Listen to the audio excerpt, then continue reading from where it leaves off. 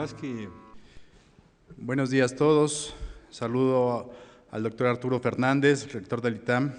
Buenos días. Saludo a Alejandro Hernández, vicerrector. Lorenzo Mit, vicepresidente de la Asociación de Exalumnos y futuro presidente. Saludo a todos los distinguidos conferencistas que nos acompañan hoy, a los panelistas y a todos buenos días. Es un verdadero gusto saludarlos y darles la bienvenida al Seminario de Perspectivas Tecnológicas 2015, que hemos llamado La Ruta hacia la Era Digital. Y la verdad también les digo que este es un momento de nostalgia porque, como dicen los mariachis, con esta me despido. Este es mi último evento, mi último acto público como presidente de la Asociación de Exalumnos. Y pues me da motivo para agradecer a la comunidad ITAM, para agradecer a todos que me hayan permitido participar, representarlos. Muchas gracias, Arturo, por tu apoyo siempre. Gracias a Alejandra Peralta, que no nos puede acompañar hoy por motivos personales, pero estoy muy agradecido con ella, con su equipo. Ha sido un año lleno de satisfacciones que sin duda me ha permitido ampliar mis horizontes, crecer como persona. Y sobre todo también quise devolver al ITAM un poco de lo mucho que esta institución me ha dado. Gracias. Me voy a mantener cerca del ITAM siempre. Quiero que cuenten conmigo. Lo que yo pueda ayudar siempre estaré dispuesto. Quiero desearte, Lorenzo, mucha suerte en tu gestión. Sabes que cuentas conmigo. Y si es la idea que se siga haciendo este seminario de perspectivas tecnológicas, me puedo postular como tu coordinador. El seminario lo hemos preparado con mucha ilusión. Queremos presentarles los temas que nos permitan discutir cuál es el camino que México está tomando para incluirse en la era digital. Tenemos muchos retos como país que hemos ido ya abordando, pero muchos otros que nos faltan por hacer frente. Y para eso contamos con grandes personalidades muy reconocidos en la arena digital. Primero, el rector Arturo Fernández nos hará una breve plática introductoria pues de la visión del ITAM en este contexto digital. Enseguida, el doctor Paco Gil nos va a platicar su visión y experiencia en los temas de tecnologías. Como todos sabemos, él siempre ha sido un visionario de la tecnología y además fue pionero en la adopción de lo que hoy ya son mejores prácticas. Cuando él las puso eran apenas pues, los primeros pasos, pero hoy ya se constituyen como mejores prácticas tanto en la industria privada como en el sector público de cómo administrar las tecnologías de la información en favor de las organizaciones y del país.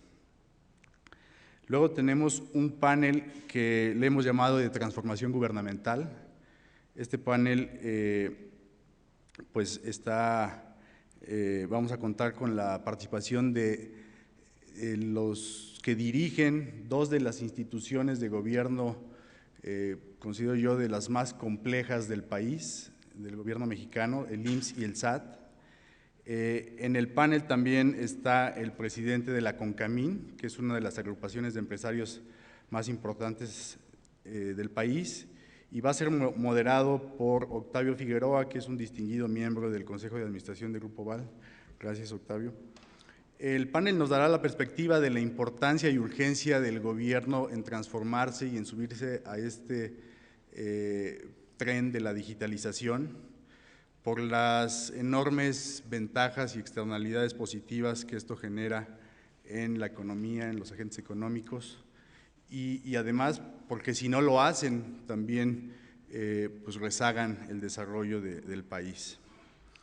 Después de este panel tenemos la conferencia magistral de Kim McGee, que es uno de los analistas más distinguidos de Gartner. Gartner es esta empresa mundial que se dedica a analizar temas de tecnología, a destacar cuáles son las tendencias y las mejores soluciones para el mercado digital. Y Ken Magee nos va a platicar de los diferentes escenarios que están surgiendo de negocio alrededor de la era digital. Luego tenemos un panel de industria en donde vamos a tener a los representantes de dos de las empresas pues, más importantes y con mayor presencia en el mercado mexicano y de otras áreas de América Latina en el tema de tecnologías de la información.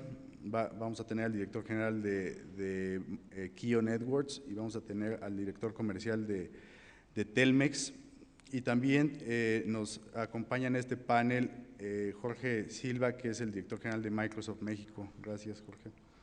Aquí nos vamos a sensibilizar de los retos y fortalezas para contar con una industria sólida que responda a la demanda por servicios y bienes digitales.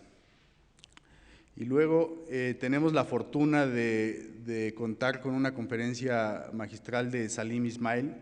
Él es socio y fundador de Singularity University y pues yo me atrevería a decir que es de los gurús de la época digital. Él es autor de un libro que ahorita es de los bestsellers en esta rama, que es Exponential Organizations, y está marcando un hito en la manera en que se vislumbran las organizaciones con la adopción de tecnologías. Él nos va a platicar de las grandes transformaciones que están ya ocurriendo en el mundo y de las que van a ocurrir con motivo de la era digital. Y por último cerramos con broche de oro con la participación de Alejandra Lagunes, que es la coordinadora de la Estrategia Digital Nacional de la Presidencia de la República. Y Alejandra nos va a dar una plática de clausura para decirnos los retos y los avances que estamos enfrentando como gobierno para implantar la Estrategia Digital Nacional, que déjenme decirles que México, junto con otro grupo muy pequeño de, si acaso, 10 países más, es de los pocos países que tienen una estrategia digital nacional formal y que se está implementando y que busca que los países adquieran las capacidades y desarrollen la industria necesaria para emprender los retos digitales. Es así que el seminario promete muchas cosas. Yo espero que sea a la altura de sus expectativas, que lo disfruten y que lo aprovechen. Pues buenos días a todos, gracias. Muy buenos días tengan todos ustedes, muy queridos exalumnos, amigos todos. Pues estamos iniciando este seminario de perspectivas tecnológicas 2015 con mucho entusiasmo, vigor y, como él dice, como regalo final de su dirección como su presidencia como presidente de la Asociación de Exalumnos del ITAM, pues nos ha favorecido con este seminario que ha logrado reunir a grandes personalidades y creo que es de gran interés. Igor, muchas felicidades, no solamente por este seminario, sino por toda tu aportación a la Asociación de Exalumnos. Realmente apreciamos mucho tu trabajo, implica un gran sacrificio y te lo reconocemos con mucho afecto y cariño y te tomamos la palabra que contamos contigo para siempre. Gracias. Bueno, pues este seminario lo hemos realizado, lo ha realizado la Asociación de Exalumnos del ITAM durante algunos años y también en el ITAM estamos apostando muchísimo a toda el área tecnológica, no solamente a través de nuestros programas de ingeniería en computación, telecomunicaciones, mecatrónica, ingeniería en negocios e industrial, sino también a través de este esfuerzo del EPIC Lab, que es un laboratorio de emprendimiento que tiene que estar ligado necesariamente a tecnología, que hemos impulsado con el MIT en el ITAM y que tenemos muchísimo entusiasmo. Y lo tenemos porque estamos conscientes de que la era digital que estamos viviendo está cambiando profundamente a las sociedades en todas sus dimensiones y aspectos, en cómo nos organizamos, en cómo nos comunicamos, cómo aprendemos, cómo cuidamos de nuestra salud, cómo producimos, cómo hacemos ingeniería y ciencias inclusive, cómo hacemos política, cómo hacemos la guerra, cómo viajamos, cómo pagamos impuestos y cómo el fisco nos controla, cómo almacenamos documentos, música, imágenes, videos, cómo hacemos la logística, cómo hacemos ejercicio, incluso cómo se forman las parejas y las amistades y en el extremo aún cómo serle infiel a tu cónyuge, que se volvió muy famoso, ¿verdad? Con esta página de internet que fue revelada hace una semana, no sé si supieron, donde dice Paco que él no estaba enterado que existiera, pero bueno, fue un escándalo, salió mucho en CNN, inclusive hay una página de cómo serle infiel a tu pareja. Digamos, hasta ese extremo ha llegado la revolución digital. Desde luego, todos los que estudian economía pues, han sido conscientes de que un obstáculo al funcionamiento eficiente de la economía son los costos de transacción que inhiben las transacciones entre particulares. Y esos costos de transacción principalmente han sido integrados por los costos de información. Bueno, pues estamos yendo a un mundo de casi cero costo de información y de casi cero costo de su procesamiento y su aprovechamiento. Y esto obviamente va a tener pues, efectos expansivos enormes en múltiples actividades económicas y sociales. Estos bajos costos de generar y transmitir información pues están cambiando la intensidad y la extensión de la interacción y de la cooperación social, incrementando de manera inimaginable el potencial humano y el potencial mismo de la interacción social.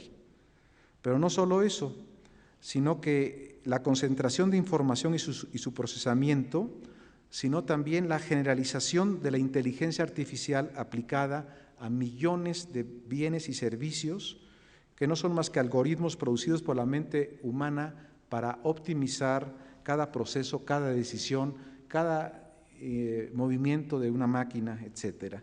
Y tenemos ejemplos increíbles de esto. Digo, Waze, por ejemplo, me parece un ejemplo extraordinario de cooperación social gracias a las tecnologías digitales, donde cientos de miles de automovilistas comparten y ofrecen información que es procesada centralmente y que le permite a todos tomar decisiones, mejores decisiones para minimizar el costo de transporte. Es un ejemplo impresionante de potenciar la interacción social para conseguir muchos beneficios. Y así es Wikipedia y así ha sido también todo lo que se ha hecho en materia del código genético. Finalmente nos han aquí explicado cómo el código genético simplemente son un alfabeto de palabras ordenadas y que pueden ser procesadas muy fácilmente gracias a la tecnología digital y también pueden ser utilizadas para detección de enfermedades, incluso para pronóstico de salud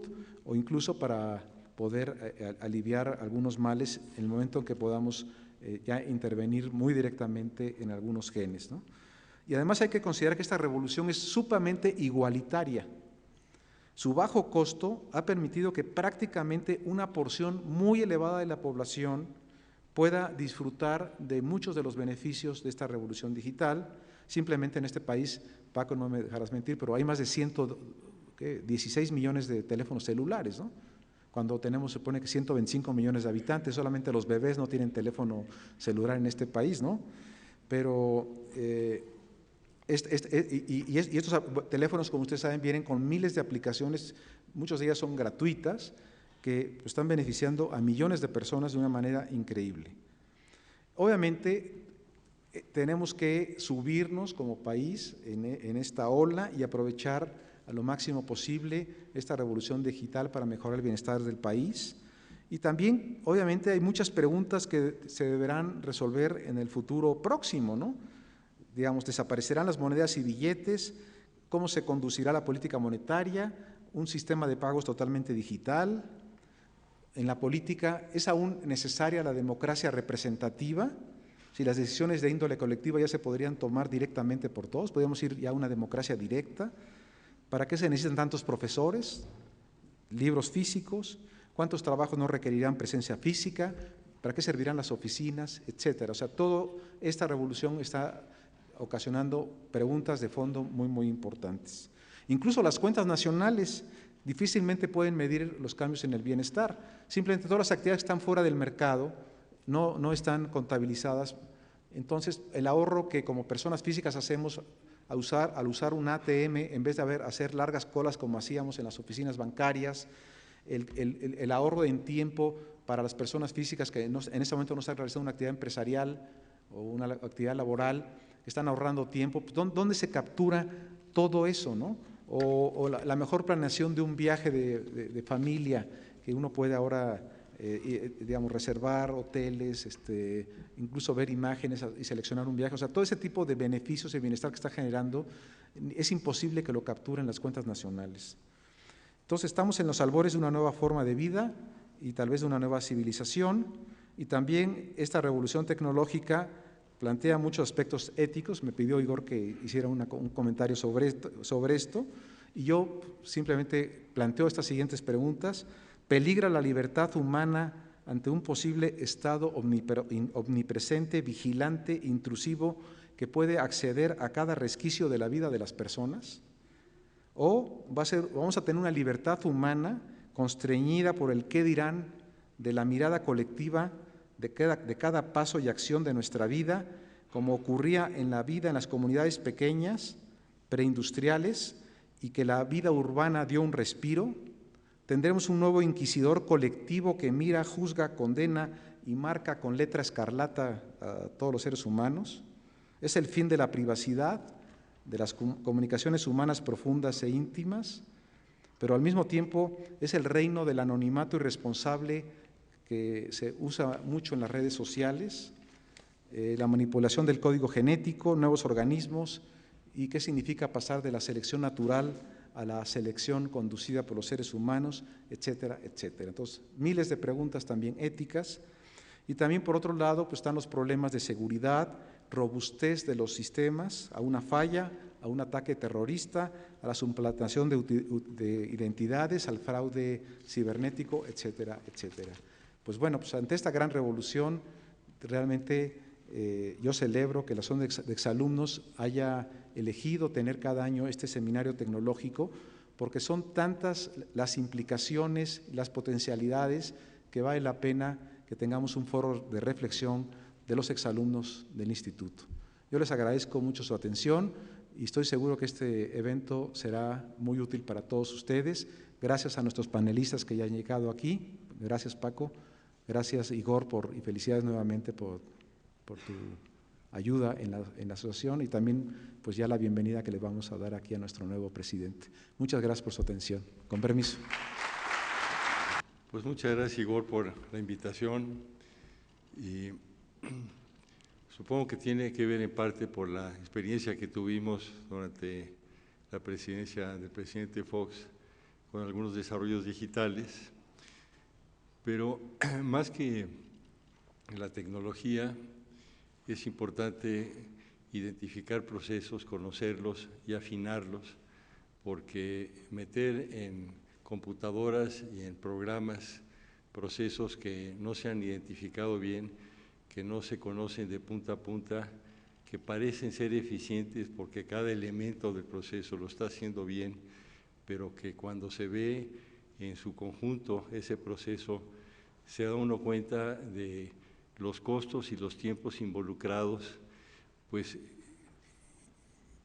el primer paso en ese caso, si se trata de algo que es muy lento y muy ineficiente, es redefinir ese proceso en lugar de meterlo a un programa de computadora y a un sistema de cómputo.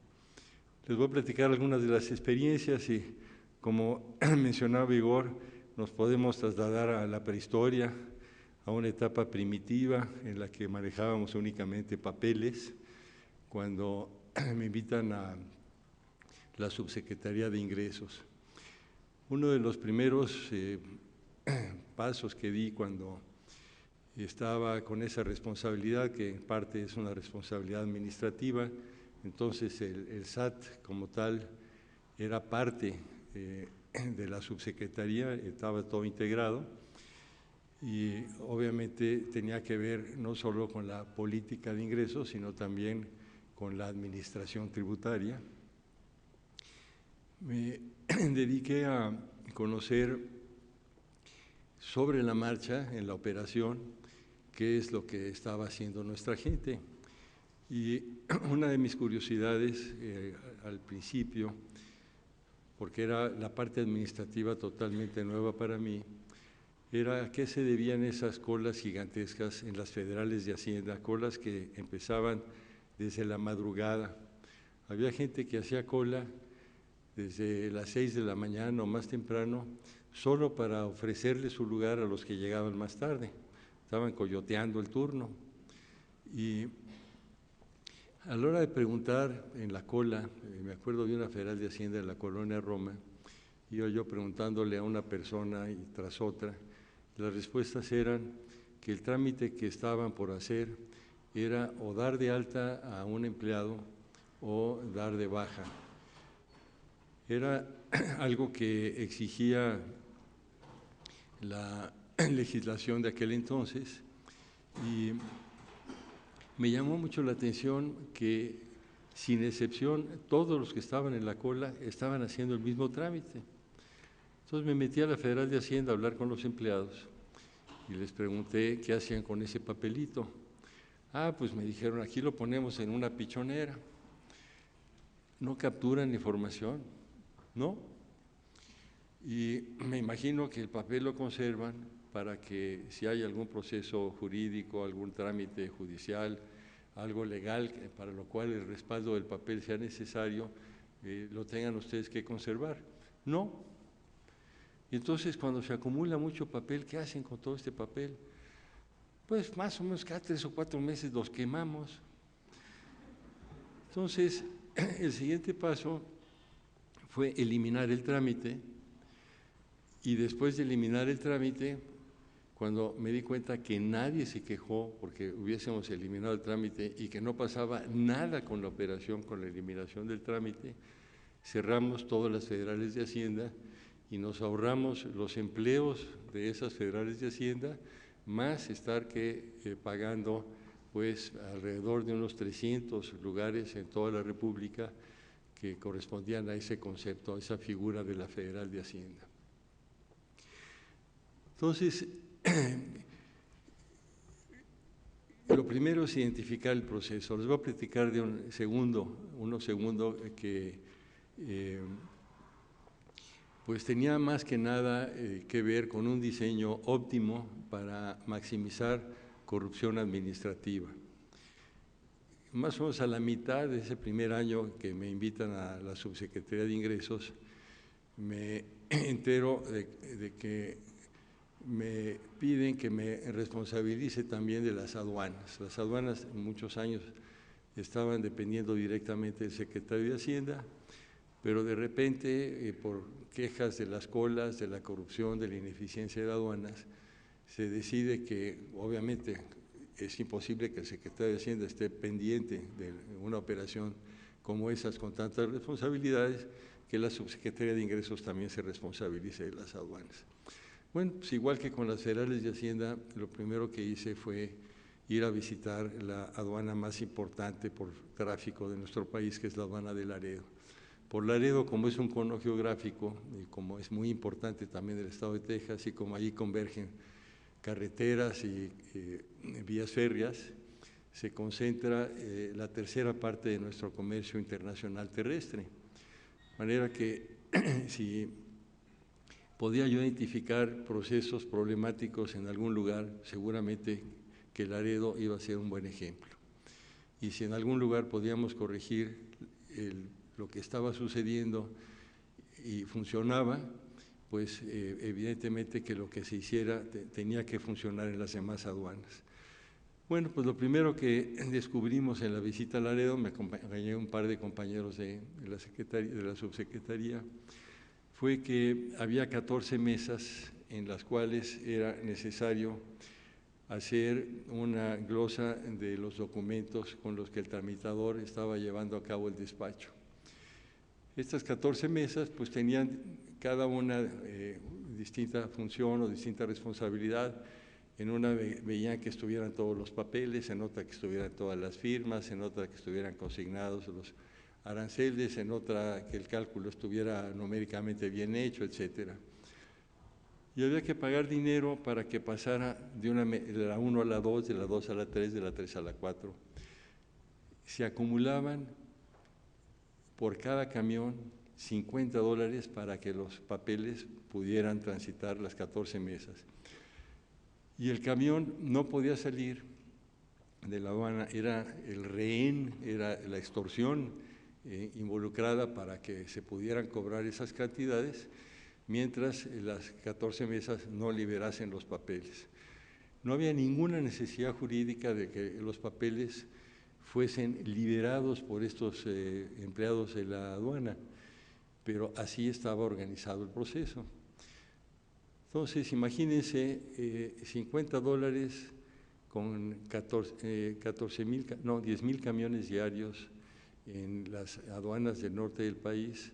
En las demás el tráfico era menor, pero en la aduana de Laredo eran 10,000 camiones diarios. Multiplíquenlos por $50 y multiplíquenlos por los días laborales de las aduanas. Era una cantidad verdaderamente gigantesca de dinero la que se estaba quedando allí, que se le estaba cobrando a los importadores.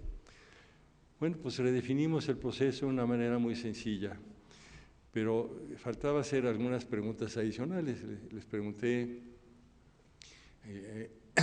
concretamente al administrador, quise saber qué sucedía si en una inspección encontraban alguna irregularidad. Y el administrador me dijo, pues le cobramos los impuestos. Le dije, o sea que lo único que pasa si encuentran una irregularidad es que tenga que cumplir con lo que de cualquier manera tenía que haber hecho declarando bien. Me dijo, sí. Le dije, ¿y no se le pueden cobrar multas, no se le puede aplicar sanciones penales por un contrabando? Me dijo, no. Eso sucede ya cuando están en la carretera circulando, si se le descubre a un camión que no fue revisado, pero aquí como están todavía en un recinto aduanal, jurídicamente no han entrado al país y no les podemos aplicar una multa. ¿Y cuántos camiones revisan? No, pues tenemos la obligación de revisar todos, pero no podemos. Entonces, ¿cómo le hacen? No, pues nosotros sabemos porque tenemos intuición, tenemos conocimiento, experiencia. Califiquen esa intuición y esa experiencia de alguna manera, pero obviamente que muchas veces había algún tipo de acuerdo dependiendo del tipo de camión o de la hora o del importador. Bueno, la redefinición del proceso fue muy sencilla.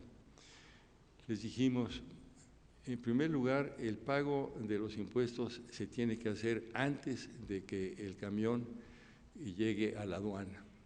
Lo tienen que hacer antes incluso de que empiece a cruzar de Estados Unidos hacia México. De otra manera no les vamos a autorizar el despacho. Con eso automáticamente los pusimos en riesgo, cosa que antes por estar en el recinto aduanero y jurídicamente no dentro del territorio nacional no se podía hacer. O sea, de manera que habiendo pagado el impuesto y no cumpliendo con lo que estaban declarando en el pago del impuesto, ya estaba en riesgo el agente aduanal, estaba en riesgo el importador. Segundo, les dijimos, las 14 mesas desaparecen, los papeles los pueden revisar meses después si quieren, siguen siendo jurídicamente válidas las observaciones y las exigencias que se desprendan de esas observaciones al agente aduanal y al importador, y ya no puede estar el camión como rehén. Tercero, vamos a utilizar un sistema de selección aleatoria para que no sea la discreción, la discrecionalidad, la arbitrariedad o el arbitrio del administrador de la aduana o del vista que está llevando a cabo esta tarea, lo que determine qué mercancía se va a revisar. Bueno, esos cambios no necesitaron de ninguna adaptación digital, los hicimos en un lapso de pocas semanas, los instrumentamos en un lapso de pocas semanas y cuando estuvieron instalados la recaudación aumentó 30% de un mes al otro. Pero no solo eso, desapareció una masa de corrupción administrativa verdaderamente colosal. Bueno, de allí obviamente se dieron pasos hacia la digitalización de los trámites, por ejemplo, el famoso CADEPA, la captura del pedimento aduanal, se llamaba CADEPA.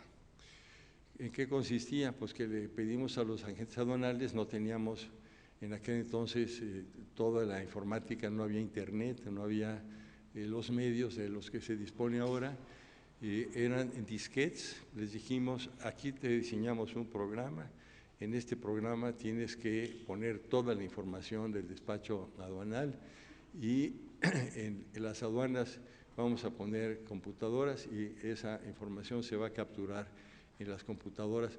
Pues eran computadoras de escritorio, no era un sistema de cómputo, y con eso vamos a tener la información a través de medios digitales. Pasó el año completo y únicamente 2 agentes aduanales de todos los agentes en la República estaban llenando la información en el registro informático que les habíamos pedido. Entonces le pedimos al Congreso que estableciese que a partir del 1 de enero, y esto fue a finales de noviembre, o sea que el Congreso estaba ya terminando sus labores legislativas, obligase a que agente aduanal que no estuviera cumpliendo con la entrega del CADEPA no podía operar, y eso a partir del 1 de enero. Lo que no habían hecho en 11 meses, salvo por un viejito de Mexicali, un viejito más o menos como de mi edad. El último día de diciembre ya estaban todos listos para el 1 de enero, bueno, el 2 de enero, estar entregando en medios magnéticos la información del despacho aduanal. Es obviamente que después fue evolucionando. ¿Qué hicimos? Bueno, pasamos a un sistema de cómputo distribuido, no había telecomunicaciones, no había redes privadas virtuales, no había internet. Entonces tuvimos que crear centros de cómputo regionales para que en los centros de cómputo regionales se capturara la información de las declaraciones y tuvimos que poner también computadoras en las aduanas. Fue, según me dijo Hewlett Packard en aquella época, la primera institución privada o pública que utilizaba ese sistema de cómputo distribuido. Y los papeles viajaban a los centros de cómputo. Otro proceso, este fue muy divertido porque tuve que escandalizar a los abogados de la Secretaría y a los de afuera también. Los administradores, cuando les preguntaba yo por qué se la pasaban hasta medianoche trabajando y no tenían tiempo para prácticamente otras funciones sustantivas de su responsabilidad, me decían, es que tenemos que firmar todos los requerimientos porque tienen que ir con firma autógrafa. Entonces le pregunté a los expertos de sistemas si no era posible que los requerimientos fueran con una firma que la misma computadora imitara de la firma del administrador, y me dijeron sí, y les dije, ¿qué tan buena es? ¿Qué tan parecida es a una firma autógrafa? Es exacta. Entonces me dijeron los abogados, pero no lo puedes hacer porque la ley nos obliga a que sean autógrafas. Les pregunté entonces, bueno, ¿y qué va a pasar si de la noche a la mañana enviamos todos los requerimientos con una firma digital? No, pues que va a haber algunos que exijan que se reponga la firma. Les dije, y eso es todo lo que va a pasar, no va a haber una sanción, una responsabilidad, no nos van a meter a la gente a la cárcel porque enviamos una firma digital, no, simplemente vamos a tener que reponer. Les dije, bueno, pues vamos a firmar todas en forma digital, aunque sea ilegal, y vamos a ver cuántas tenemos que reponer. Pues ni el 1%, ni el 1% tuvimos que reponer. Entonces, súbitamente los administradores disponían de tiempo para labores sustantivas en lugar de estar en el escritorio firme y firme y firme todo el día, hasta muy avanzadas horas de la noche. Por eso, como les decía, más que las computadoras, más que la digitalización, aunque es muy importante eso, es identificar los procesos, identificar dónde están los problemas y encontrar la forma de destrabarlos. Bueno,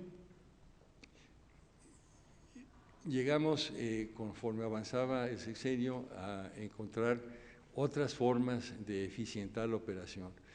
Uno de nuestros problemas era obviamente la captura. Teníamos capturistas, eran miles de capturistas que recibían las declaraciones y la información que venía manuscrita o a máquina, pero generalmente manuscrita, pues la tenían que leer y capturar y meter al sistema. Eso lo hacíamos en cada uno de los centros regionales y en el Centro Nacional de Cómputo. Bueno, pues contratamos un proceso de OCR, Optical Character Reading, de una eficiencia asombrosa, porque casi cualquier estilo, salvo las señoras del Sagrado Corazón, que tienen un estilo muy peculiar de escribir, y las capacitan para hacer unas vueltas así. Bueno, yo lo vi con mi mujer y con mis cuñadas, y es precioso estilo, pero en general captaba y reconocía casi cualquier forma de escribir y la captaba fielmente. Entonces, aumentamos la velocidad de la captura y redujimos en número verdaderamente asombroso el número de personas que necesitábamos para estar capturando la información y sobre todo mejoramos la exactitud de la información. El siguiente paso lo dimos cuando estaba yo ya de secretario de Hacienda. Acepté la invitación del presidente Fox porque quería yo continuar con la instrumentación digital, obviamente. Entonces, ¿qué hicimos cuando estaba yo ya a cargo de la Secretaría? Pues aprovechamos el Internet. Y ese paso ya fue verdaderamente determinante en esa etapa de los procesos, porque en ese momento ya no es la autoridad la responsable de la captura, es el contribuyente el responsable de la captura. El contribuyente se mete al Internet y allí en un formato que le proporciona la Subsecretaría de Ingresos o ahora el SAT, tiene que poner la información de la declaración y tiene además que pasar al pago electrónico. Ese fue otro paso muy importante, ahí la digitalización ayudó de una manera fenomenal, pero allí también nuevamente cuentan los procesos, antes incluso del pago electrónico. ¿Qué hicimos con los pagos en algún momento? Esto fue en la etapa de la subsecretaría. Teníamos recaudadoras en los estados para muchos impuestos, principalmente el IVA. Bueno, en el caso del IVA, todo el IVA se recaudaba en las tesorerías estatales. Tenían que tener cajas, las aduanas y las tesorerías estatales tenían que tener cajeros, tenían que tener todo un proceso de manejo de dinero, de cheques y de efectivo. Entonces, ¿qué paso dimos en esa parte del proceso? Dijimos, ahora van a ser pagos en bancos. Todas las contribuciones, incluyendo las contribuciones en las aduanas, se van a tener que hacer en bancos. Ya no va a haber cajas, no va a haber cajeros. Eso tuvo una consecuencia, pues, francamente penosa en el caso de algunas entidades federativas, porque por arte de magia, la recaudación de un mes al otro en algunos estados aumentó 100%. ¿Qué estaban haciendo los tesoreros? Pues estaban canalizando, ojalá haya sido al Estado, parte de esa recaudación, en lugar de informar a la Secretaría cuál había sido la recaudación del impuesto federal, cuál era su participación con la que se quedaban y enterar la diferencia al gobierno federal. Pero además, el solo hecho de pasar a bancos, pues bajó enormemente los costos también, bajó los tiempos y bajó y mejoró mucho la eficiencia de la recaudación. Entonces, doy estos ejemplos porque la digitalización, como dijo Arturo Fernández, es asombrosa, es importantísima, es maravillosa, pero si lo que hacemos es digitalizar procesos y meterlos en cómputo, sin haber primero analizado el proceso y tratar de resolver la problemática que presenta, pues de poco sirve. Y les doy un último ejemplo para terminar. Les hablé al principio de las 14 mesas, la revisión de los documentos y cómo se usaban para extorsionar al importador. No obstante el cambio, a partir de lo que encontramos, seguía llevándose a cabo la revisión de documentos en las aduanas.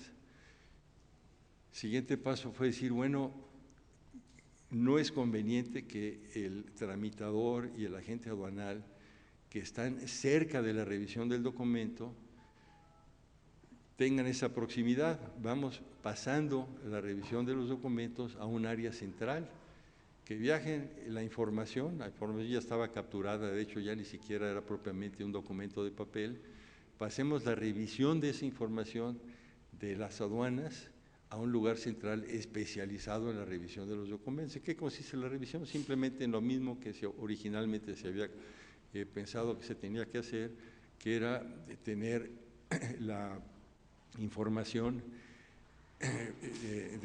revisada de tal manera que se habían cumplido con los cálculos, con los documentos oficiales, etcétera. Entonces, se logra no solo evitar ese contacto personal, sino también hacerlo de una manera muchísimo más eficiente.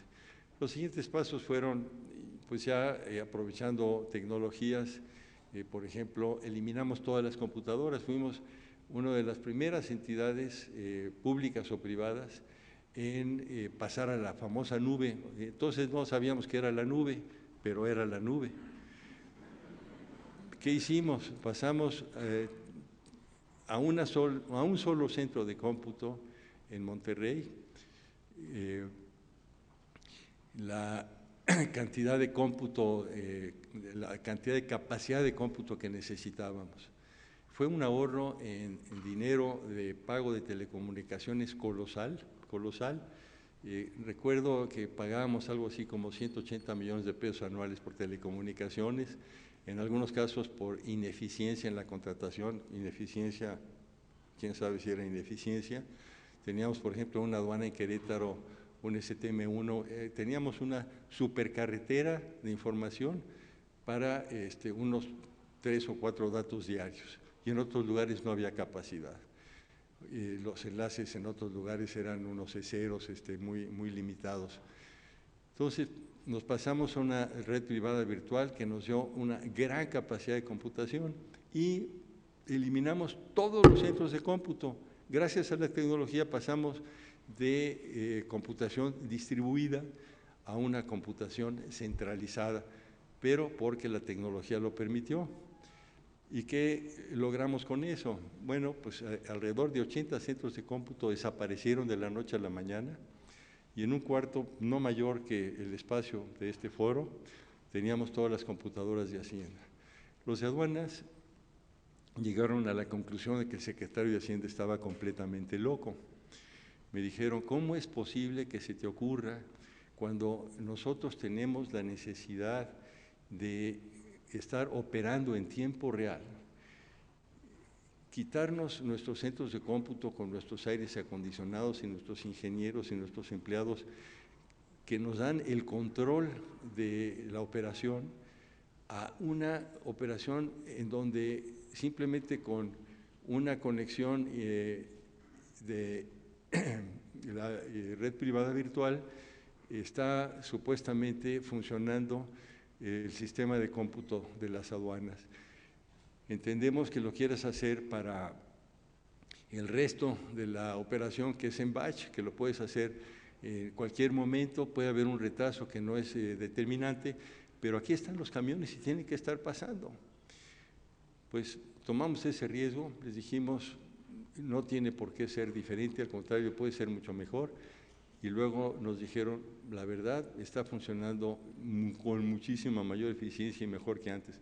Y nos ahorramos un dineral adicional, no solamente el ahorro en el pago de telecomunicaciones, sino el de tener 80 centros de cómputo. Todas las aduanas, los centros regionales de cómputo de la Secretaría desaparecieron, y desaparecieron también las necesidades de tener tantos empleados y tantos ingenieros y tanto mantenimiento. Pues con eso termino. Muchas gracias por la oportunidad de platicar estas experiencias, de las cuales Igor fue una figura central en la etapa de la Secretaría. Pues muchas gracias otra vez.